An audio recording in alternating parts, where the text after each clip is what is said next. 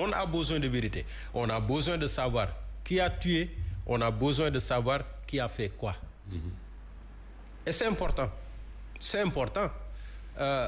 Xaw ma nag lan moo nekkoon ci boppu Macky Sall ba mu indi loi boobee. Et malgré tout la loi a été votée malgré l'indignation populaire et lui il a assumé. On se rappelle bi muy dajeek gars yi fële Diamniadio nee na loolu yëfam la. Et il assume. Cette loi d'amnistie. Il assume. Mais il assume, il continuera d'assumer devant l'histoire, c'est tout. Et maintenant que le débat se pose à la faveur de l'intention de Thierno Alassane Sall de déposer une loi allant dans le sens d'abroger cette loi d'amnistie, mais je pense que warut a mën a doon problème. Warut a mën a doon problème, d'autant plus que ces nouveaux dirigeants, ils avaient dit leur intention. Pareille intention, en tout cas, ils l'avaient. C'est par la suite qu'il y a eu un peu de sémantique.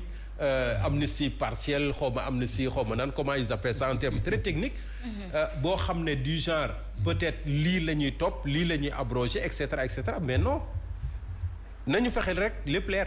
Vous pensez que dans l'amnistie partielle dinañu tëb affaire u Adji Sarr bi. Mais lan ngay topp ak lan ngay bàyyi justement lan ngay topp ak lan ngay bàyyi puisque les faits c'est des faits qui ont été constatés et juridiquement ces faits n'existent plus donc man sama problème mooy ñi nga xam ne ñenn ñi tuddee ko indemnisation ñenn ñi tuddee ko appui financier mais bés bu ñu abrogé loi bi ñi nga xam ne jàppoon nañ leen ci kaso ba temps yële ñu doon leen intéressé wala di leen dàmpaay xaw ma appui budgétaire lañ ko doon wax financier. Mais ñooñu est-ce que xaalis boobu lañ koy delloo. D'autant plus que ces fonds qui ont été distribués est-ce que fonds yooyu jaar na Assemblée nationale. Parce que indemnisation il faudrait que justice décide ko.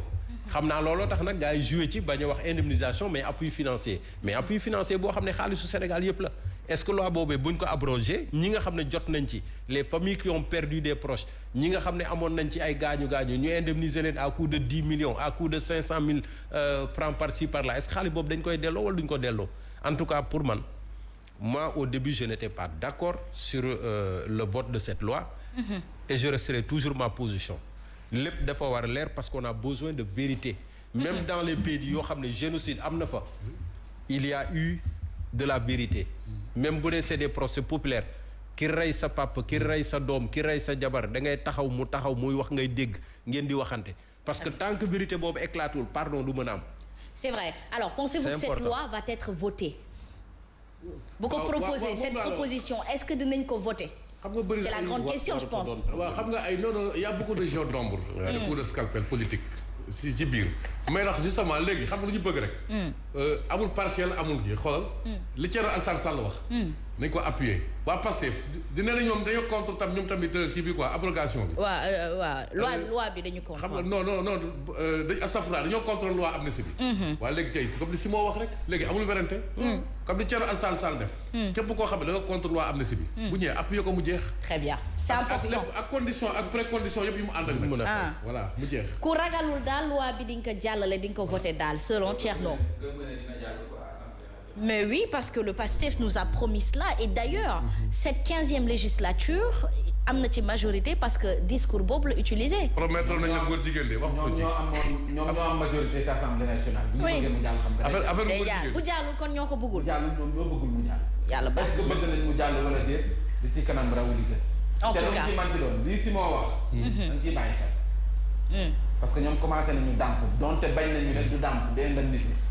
lan la assistance la bu ñu leen di jox jàppale waaye ka ngay jàppale kay mooy victime kay moom dañuy dàmp jël wiiri ay mooy ñuy tegaat ay teggi xaalis bi nee nañ tàmbale war nañ ko commencé encaisser am na benn quotidien bu ko wax nee nañ war nañ leen commencé fay tey jii wala ci semaine bi lu mu ci man ci doon waaye yow commencé ngaa joxe kay kon ngay da lay wóor ne yow léegi ñuy wax noonu ay amnistie yooyu sa yow nekkatu si saa waay xoolal bu ñu nax suñu bopp buñ ko yóbbu assemblée yi duñ ko voté. Alors est-ce que c'est ce qui se trouverait dans le protocole. li ma la wax sànq l'ONU s'en mêle l'Organisation des Nations Unies s'en mêle. Mais est-ce que loolu day firndeel ne ñoom fay bi ñuy ndàmpaañee ñee dafay firndeel ne kon protocole bi ñuy wax ci suuf am na. accord bi ñuy wax ne ñoom ak Macky Sall ñoo ko xaatim am na. mais waxtaan am na protocole. Ousmane Sonko génn naa la Macky Sall ku baax la. waxtaan nañu. déggoo jamono am na déggoo asma tamit. non asma nag. man damaa bëgg comprendre. mais ñoom waxtaan nañu moom d'accord nañu ba déggoo ci yenn point ak yi nga xam ne déggoowuñu point ñun nag yi ñu déggoowul sax lañ bëggoon xam. yi ñu déggoo am problème mais yi ñu déggoowul bëggoon nañu ko xam ne mën ñu ko xam waxaguñu. oui parce qu'il dégage toute responsabilité face à la loi d'amnistie. l'actuel ñoom nañ d'accord uñu woon ci loi d'amnistie. waaw d'accord uñu. lu tax léegi ñoom ñoo am majorité assemblée nationale. waaw d'accord uñu. Thierno Alassane Sall da koy dugal nañ ko dindi. te amul dindi bi bàyyi bii comme man de lenn laay xaar man ñaar bokk je m'attends à deux choses. Soit ils se disent que ñun ñoo nekk au pouvoir c'est pas à un député de nous mettre la pression. ñu jëñax ko prétexte la rek. ñu jëñax ko tegee ko wet. wala ñu jël ko modifier ko seen bopp comme ni mu leen arrangé puisqu'il parle d'amnistie partielle d'amnistie xawma lan jël ca la ñu soxla bàyyi la ca des man foofu laay parce que bu fekkee ni ñoo ngi jox nit ñi victimes yi après loi d'amnistie bi la ñuy jàpp ne ñi ca nekk victime war nañ génne xaalis jox leen on ne peut pas être contre une loi et profiter de ces avantages. mais qui n'est pas victime dans cette affaire Asma. man mi toog nii. combien de fois a-t-on reçu des menaces. ñaata yoon. ay nit vocal yaa ngi nii ma yore. dañu saaga kon nañ ma fay. non bàyyi ma leen Asma ñooñu bàyyi ma leen de. man ku ma menacé de mort je te poursuis.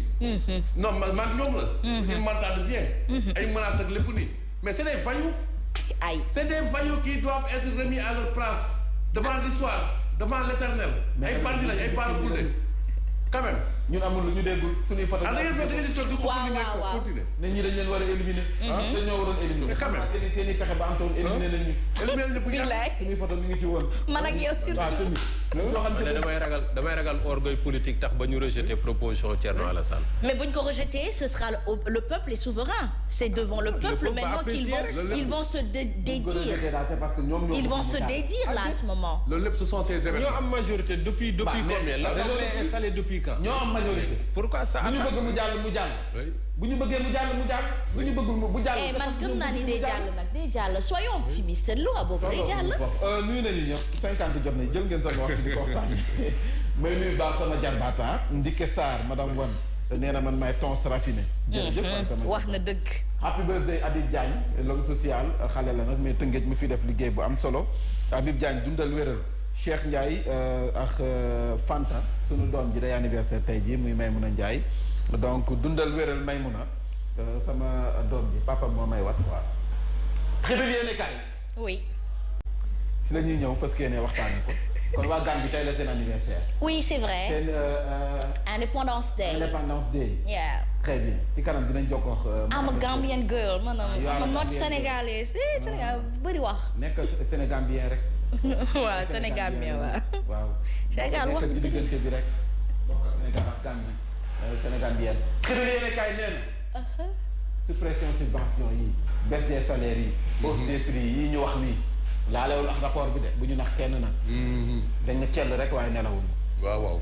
nii ñu bëgg koo jaar naan rapport bi li mu wane moo tax il faut ñu wàññi salaire yi dund gi ñu yokkaat ko. patati patata du benn. laalew ko. xibaar yéene kaay mooy wax. nee na dañ bëgg a guux xelu askan bi rek waaye du jaar. les mesures annoncées n'ont rien à voir avec le rapport de la Cour des comptes. nee nañ gouvernement bi fi nekk nii bu Diomaye. ak bu Sonko joxe woon nañu assurance FMI dinañ supprimer subventions yi depuis le 12 décembre 2024. samay kàddu Pape Malick Ndour moo ko wax. nee na kon ñii depuis 12 décembre nanguloon nañu waa FMI la président Macky Sall bañoon.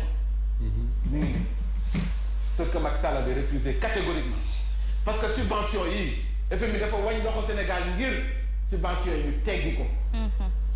te subvention yi bu ñu ko teggee mooy courant dana yokk dund gi dana yokk ndox mi dana yokk dund gi dana gën a tàgg loolu président Macky Sall daf ko bañoon mais Pape Malick Ndour nee na ñii nangu nañ ko FMI depuis le 12 décembre 2024 kon xamoon nañu ne fii la ñu jëm. te rapport bi génneegul woon. kon xanaa kon yoon rapport Cour des comptes. il est informé c'est ça. Pape Malick Ndour moo ko wax ci samay kàddu. man waxuma. l'FMI doit apporter au Sénégal. nee na bu fekkee rek FMI jàppale rek la bëgg. l'FMI doit apporter au Sénégal son assistance technique et financière en allégeant la dette pour une baisse des taux d'intérêt ou une réduction du montant dû à l'échéance. lii moo gënoon jaadu. waaw nga bëgg nga teggiloo ay subventions. mais fexeel ba alléger dette bi wàññi taux bi.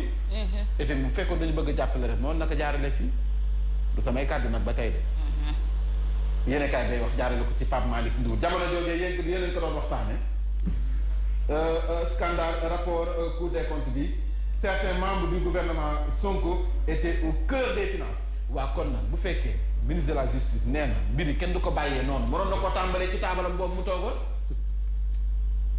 ministre des finances bu mu fa woon. commencé bale ci ay tànk. le ministre des finances. mi ngi ci woon di baax à la conformité des documents budgétaires de l'État. moom moo doon def loolu. en tant que directeur de la programmation. moo nekkoon directeur de la programmation budgétaire.